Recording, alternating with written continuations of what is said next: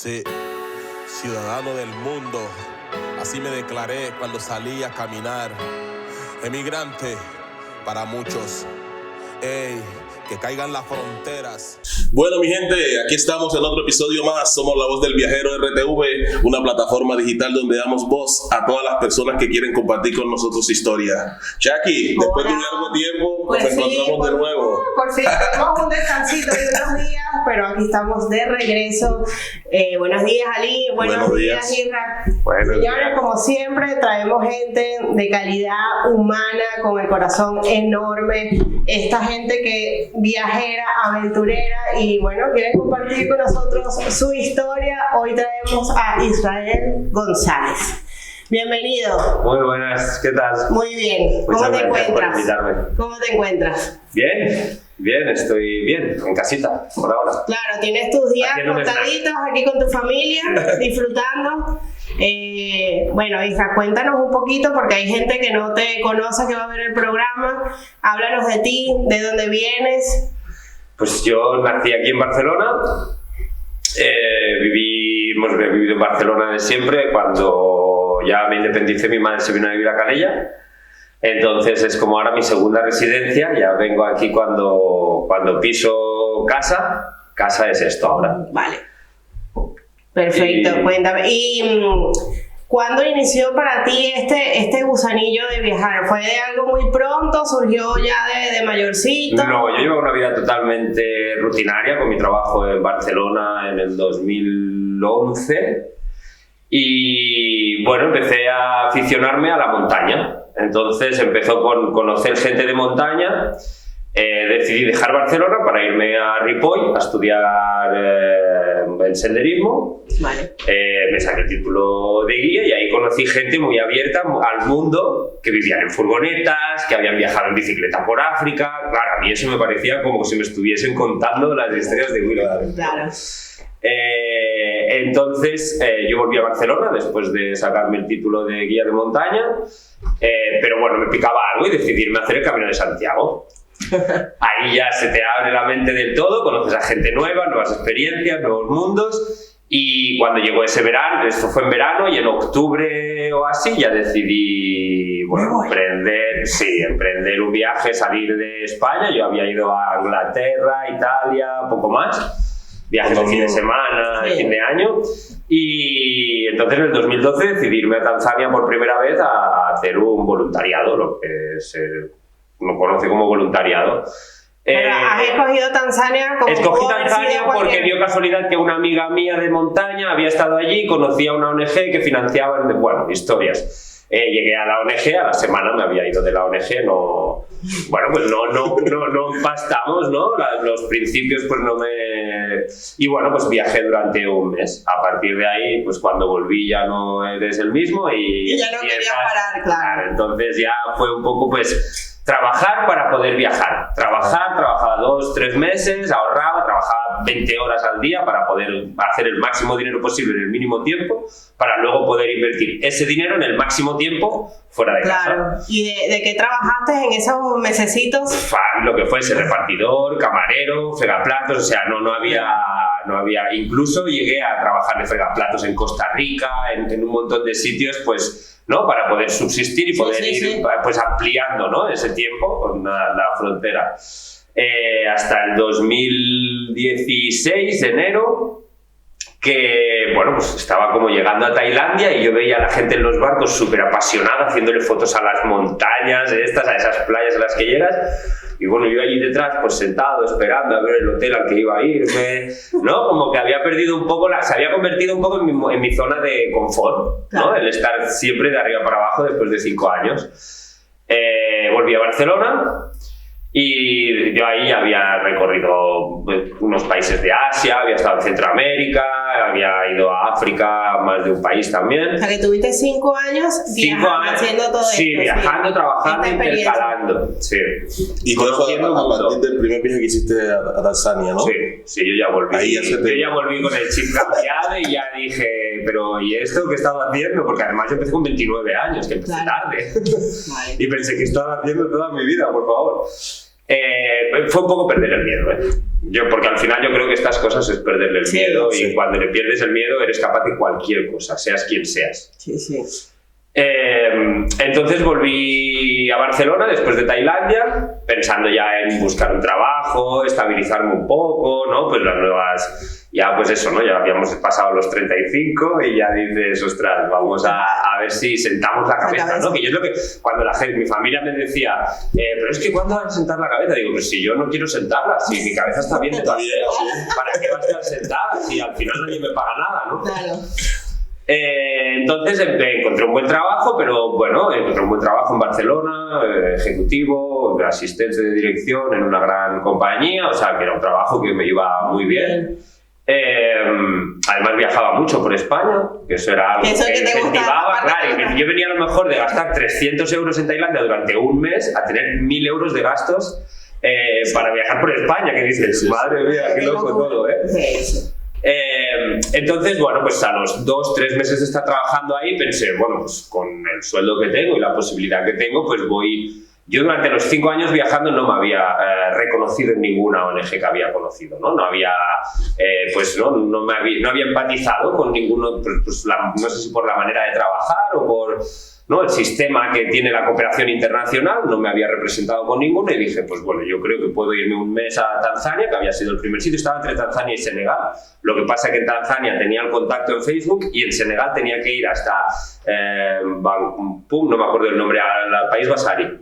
No. Bueno, tenía que meterme hasta el interior del país a encontrar el contacto que había hecho en mi viaje a Senegal para poder empezar allá.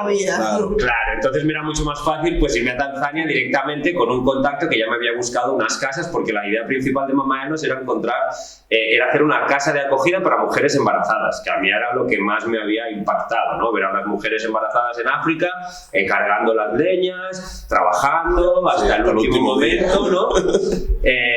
Entonces mi idea era hacer una casa que entre las mismas mujeres embarazadas que lo necesitasen, darles como un sitio, ¿no? Para que ellas pudiesen estar y salir adelante por sí mismas, ¿no? Sabemos la situación de las mujeres en África, que en muchos casos son, pues no son del todo factibles para los embarazos, ¿no? Claro. Muy complicado. Llegué allí, claro, y lo primero que me dijeron otras ONGs que yo conocía fue, a ver, total, pero estamos en el trabajo. Entonces yo lo que quería hacer era utilizar mis vacaciones para ir a Tanzania, alquilar esa casa, ponerla en marcha, ¿no? Y dejarlo todo funcionando.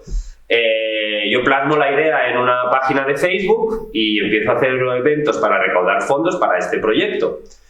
Y bueno, pues tiene bastante impacto. Un par de caminatas que hicimos en Argentona pues tienen bastante impacto, ¿no? Y a mí no hace falta que me den palmas para que me ponga a bailar. Y bueno, pues se recaudó un dinero y pensé, pues perfecto, me voy. Yo creo que en un mes no voy a tener tiempo suficiente, entonces le dije a mi jefe, me voy a ir a Tanzania, quiero hacer este proyecto, en un mes no me da tiempo a tenerlo cerrado, por favor, si puedo estar 2 meses. Me dijo, mira, 2 meses no te vamos a dar de vacaciones, pero vete y cuando acabes, vuelves y te recolocamos en cualquier sitio de la empresa, pues porque estamos contentos, esperándome están. Después de 6 años. Aún siguen esperando. Bueno, imagínate tú. ¿Y crees que es alguna ONG o algún...? Yo llegué a Tanzania con la idea esta de la casa y a la semana de estar ahí, a los 3 días, yo empecé a contactar con mis amigos, los blancos que viven allí, que están a cargo de otras ONGs, etc. Y bueno, pues la directora de una de esas ONGs me echó el plan por los suelos. Claro, éramos 2 chicos que íbamos a buscar a mujeres embarazadas para llevárnoslas a una casa, que ellas no tenían ni idea, ¿no? Y ahí ya el plan se truncó. Y yo pensé, ostras, ¿y yo ahora qué hago con 5.000 euros aquí en Tanzania? No tengo proyecto, este dinero está recaudado para llevar a cabo un proyecto solidario. Y entonces creamos el proyecto de escolarización. En la aldea donde habíamos encontrado la casa, hablamos con el district leader, con el chairman, el alcalde de la aldea, y nos puso en contacto, nos presentó, nos hizo el tour de las familias más pobres de la aldea. Entonces lo que hicimos fue que el primer año escolarizamos a 16 de esos niños, con el dinero que habíamos recaudado, pues becamos a esos niños. Muchos ya estaban estudiando, realmente no los escolarizamos nosotros. Lo que pasa es que estaban estudiando en condiciones muy pésimas, sin el uniforme. Al final La enseñanza es pública en Tanzania, pero te obligan a ir con uniforme, te obligan a llevar el material, te obligan a pagar el comedor, ¿no? Y al final eso pues no es una suma elevada, pero para las personas que viven del huerto, pues claro, es un coste. Y luego pues que las familias suelen tener pues más de un hijo. Exacto, son familias... Más de varios. Y entonces, ¿cuándo surge esta Mamaelos? Pues realmente yo quería yo pensé, bueno, pues en estos 2 meses, con este dinero yo pago los colegios, compramos los uniformes, hacemos esto, incluso este proyecto se puede quedar a lo largo del tiempo, yo yendo un mes de vacaciones a Tanzania, lo resuelvo y yo me vuelvo a mi casa. Incluso con el dinero que no me hacía falta, con ahorrar yo un poquito de mi trabajo, podía llevarlo a cabo en el tiempo, ¿no? Darle continuidad y en futuro, porque al final es pagar. Sí. Pagar y comprar. Sí. Pero bueno, pues uno de los días paseando por la aldea, me para un niño de 5 años, me coge de la mano. Yo estaba acostumbrado a que yo pasaba por la aldea y los niños te pedían dinero o chocolate. Claro. ¿No? Sí. Claro, y de golpe porrazo yo voy andando por allí, me viene un niño de 5 años que solamente además tenía vida en los ojos, tenía unos ojos grandiosos, pero él era muy pequeño, y me coge de la mano y me dice algo en suajili que yo no entendí. El manager que tengo de la ONG, el chaval que me estaba ayudando, el contacto, me ha dicho que va a comprar aceite. ¿Es de ahí el contacto? Sí, es de allí, está claro. Que va a buscar aceite o sal, no me acuerdo lo que era, para su abuela y que lo esperásemos, que nos llevaba a su casa. Nosotros íbamos de camino como para coger el autobús, el transporte. Bueno, pues nada, esperamos ahí. Y cuando viene nos lleva a su casa. Estamos entrando a la parte del terreno, llegando por el caminito, y viene otro niño de 8 años corriendo a abrazarnos. Y se salta y nos coge la cartera y la lleva él. A mí me sorprendió esa manera de actuar, porque pues no estaba acostumbrado, no era lo que te digo, ¿no? Pues todo el mundo poniendo la mano siempre, musungu, que es hombre blanco en suajili. Hay humanidad. Y no sé, ¿no? Estos niños, pues, bueno, nos acercamos hasta la casa, hablamos con la abuela, vivían solos con la abuela, la madre los había dejado allí porque cuando el padre de estos niños, todos diferentes, el padre la había abandonado, entonces el nuevo novio, futuro marido, no se quiere hacer cargo de niños que no son suyos, entonces la madre pues los deja con la abuela y la abuela los tenía pues trabajando con las cabras y con... los llevamos al colegio al día siguiente, hacemos los uniformes, todo, y entonces por las tardes hacemos que vengan a casa, a la casa que iba a ser para mujeres embarazadas, que no había mujeres embarazadas, a hacer clases para ponerse al día, ¿no? Brian con 8 años y yo con 5, sí, como extraescolares, ¿no? Que al final lo que hacíamos era darles de comer, ducharlos, sí. y ¿no? Que estuviesen jugando como niños, ¿no? Bueno, y empezamos a ver marcas de malos tratos en los cuerpos, la cara, y vivir situaciones, bueno, no muy agradables, muy complicadas. Yo tomo fotos de todo esto. Esa es la otra cara. Sí, claro. La cara más real aún. Sí. Yo empiezo a tomar fotos de todo esto y las guardo en el teléfono, ¿no? Y a las 2 semanas ya me viene Brian el grande con un ojo inflado, con una marca, la cabeza deformada, bueno. Ya era como el segundo, el tercer episodio que vivía así, yo ya no me pude contener mucho más. El chico que me ayuda decía que eran castigos tanzanos, yo no podía aceptar que eso eran castigos tanzanos de aldea, entonces yo hablo con el director del colegio. Y yo le pregunto, digo, ¿esto es normal? Enseñándole el teléfono y las fotos. Me dice, no, por supuesto que no, esto no es normal. Aquí sí que es verdad que en el colegio les pegan a los niños con pero tienen como unas normas, ¿no? De cintura para abajo, no con marcas, no puedes pegar a los niños en la cabeza porque eso ya... y además el profesor, el director del colegio me explicó el porqué, ¿no? O sea, allí tienes 100 niños en un aula. Niños que no reciben educación en su casa. ¿Cómo puedes exigirle a una profesora que enseñe a 100 niños? ¿Cómo puedes exigirle a una profesora que enseñe a los 20 niños que quieren estudiar en una aula de 100 niños? ¿Me explico? Sí, difícil. Entonces, bueno, pues culturalmente, ¿no? Pues son cosas que hay que aceptarlas, que no hay que, o sea, que hay que asimilarlas, ¿no? Aceptarlas o no. El mundo sigue.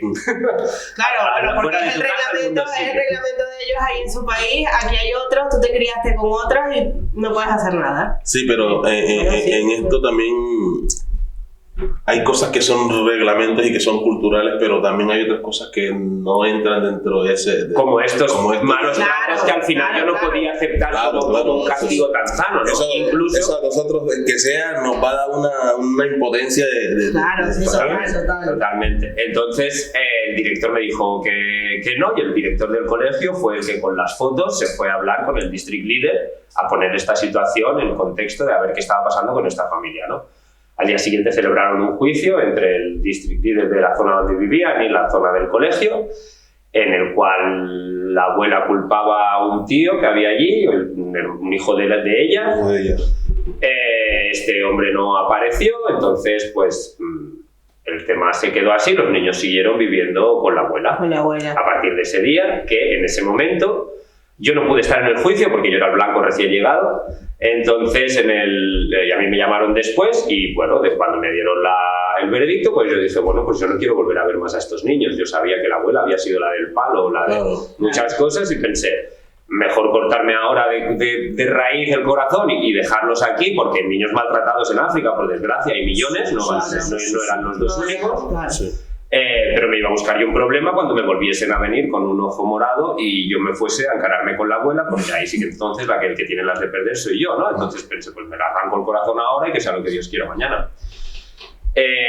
Bueno, al día siguiente me aparece John por la mañana en casa, el pequeño de todo, el más pequeño, en el que me había encontrado en la calle, y me dice que la abuela lo había mandado para casa. Yo le dije que no podía, ¿no? Entonces yo llamo a mi contacto, al manager, y me dice que se ve que ha aparecido la madre, que la madre no sabía que le pegaban, cosa que es imposible, porque a la madre la habrán pegado de pequeña, igual que le estaban pegando a ella, y la misma abuela habrá recibido palos del marido, de los hijos, de su madre, del mundo. Su madre sabe lo que pasa. Me explico.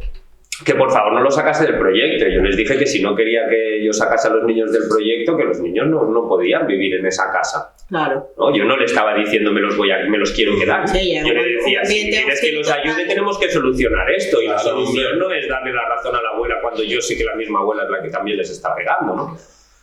Entonces me dijo que si me los podía quedar yo. Y yo pensé, bueno, pues esta noche se quedarán en casa y ya buscaremos una salida para mañana. ¿Y quién te lo pregunta, la madre o la abuela? La madre me dijo. ¿Y siguen en casa? Sí. Y se han quedado en 5 años después. Sí. Increíble. A partir de ahí, pues claro, se generó, ¿no? Todo. Yo me iba a volver en 2 meses. Yo no pensaba quedarme ahí. Claro. Entonces, pues bueno, pues tirando de estos eventos que habíamos hecho, de la fama que habíamos, ¿no? Con la popularidad que había tenido el proyecto, pues decidí pues seguir ahí unos meses más, a ver si teníamos solución con esto, si no, o qué pasaba. ¿Y te has ido tú solo o llevabas a mí tú solito? O sea que ahí empezó tu proceso como padre. Sí, desde ese mismo momento y sin darme cuenta ni pensarlo. O sea, hay gente que le viene el embarazo en plan, oye, que la hemos dejado embarazada y aún se preparan durante 9 meses. Claro. A mí sin anestesia. Por lo menos durante 9 meses está el tipo preparándose. Pues conmigo no pasó eso. Pues el hijo sin anestesia y de golpe y porrazo, 2 niños, así. Y los primeros solo. Bueno. Pero le has cambiado la vida a esos chavales. Más que yo. Claro. Yo creo. No, pero es que el maltrato es algo que se vive y que la gente muchas veces lo normaliza cuando es una cosa que realmente si lo vives desde niño, ¿qué te va a esperar la vida? ¿No? Claro. Y al final ese es el problema de África, ¿no? Sí. Que al final es la dureza con la que crecen los niños la que crean luego esos adultos tan inhumanos. ¿Y qué haces tú el día de mañana si tus chicos vienen y te dicen, llévanos a conocer otros lados? Ojalá, yo estoy deseando de que ellos acaben los estudios para poder empezar a viajar con ellos. Bueno. Es que ya no solamente los siento como mis hijos, es que son mis mejores amigos, es que han pasado conmigo también un montón de cosas. ¿Qué edad tienen ahora? Ahora 13 y 10. 11 en 2 meses el pequeño. Bueno, pero es que también hay que decir algo. Son los 2 únicos, los 2 primeros. Pero es que luego vienen 6 más.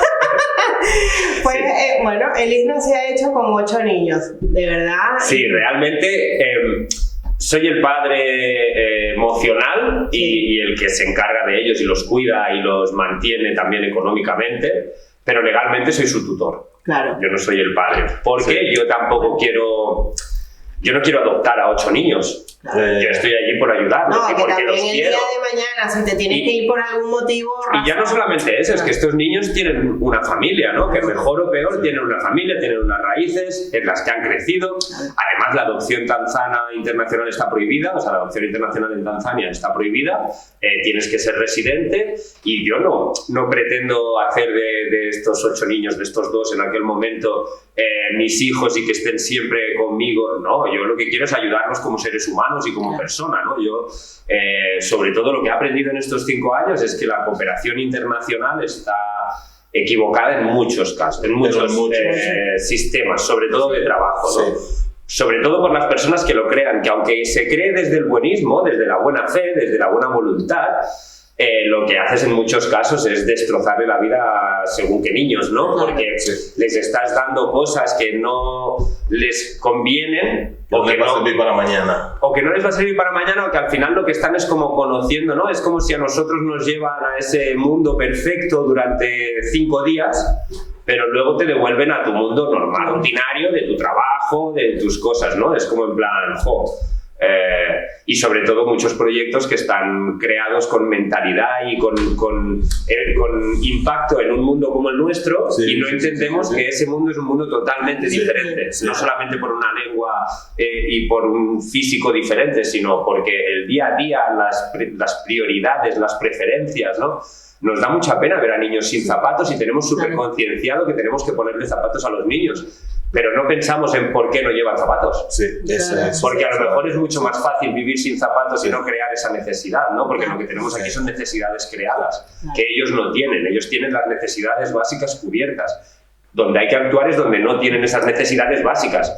Y tampoco es dándoles unos zapatos ni dándoles un plato de comida. ¿Me explico? Sí, ¿no? Y hay mucha... Yo con el tema de cooperación internacional yo vengo de un pueblo donde he vivido mucho esta situación, ¿sí me entiendes? Porque ahí en Colombia, en mi zona ha habido mucha violencia y pues hay muchas ONG, organizaciones internacionales que por el tema de los derechos humanos están ahí, ¿no? Pero pues esa es una cadena que va en todos lados, o sea, si hacemos un poco de análisis con situaciones que pasan aquí por decir algo, en Europa, también es la misma situación, el tema de los menores no acompañados, los mal llamados menas, como llaman, ¿no?